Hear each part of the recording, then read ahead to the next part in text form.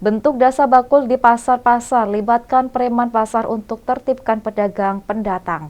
Batasi pengunjung pasar hingga 50% dan Satpol PP dihadirkan pukul 4.00 waktu Indonesia Barat di pasar tradisional. Rembuk Desa bersama Gubernur Jawa Tengah Ganjar Pranowo berlangsung di Pendopo Kabupaten Cilacap secara virtual.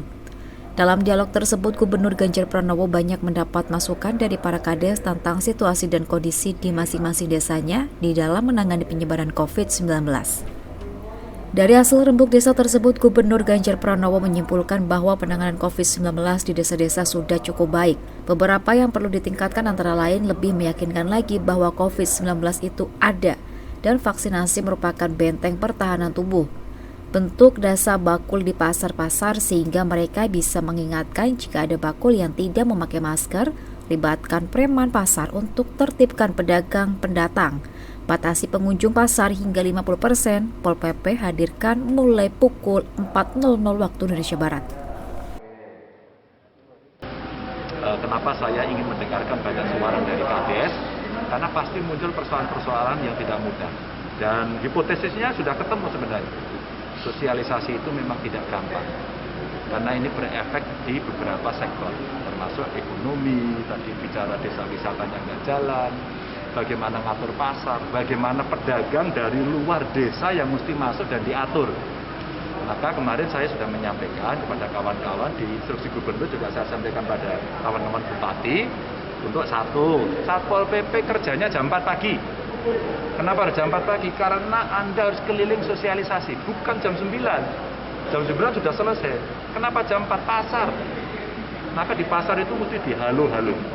Lalu saya ajak lagi, itu Satpol PP-nya. Lalu siapa lagi? Kepala pasarnya. Termasuk preman pasarnya. Karena biasanya di pasar itu ada preman. Itu diedukasi. Dan kemudian di pasar dibuat kelompok-kelompok kecil seperti dasa wisma. Saya katakan dasa bakul gitu. Jadi 10 bakul untuk saling mengawasi, minimal memperingatkan soal pakai masker. Minimal saja. Kalau terjadi maka urusan pasar beres. Terus kemudian tadi saya minta untuk bantuan mendata PKL. Ini yang terdampak nih ya. Yang kemudian pedagang-pedagang keliling itu ada berapa, solar.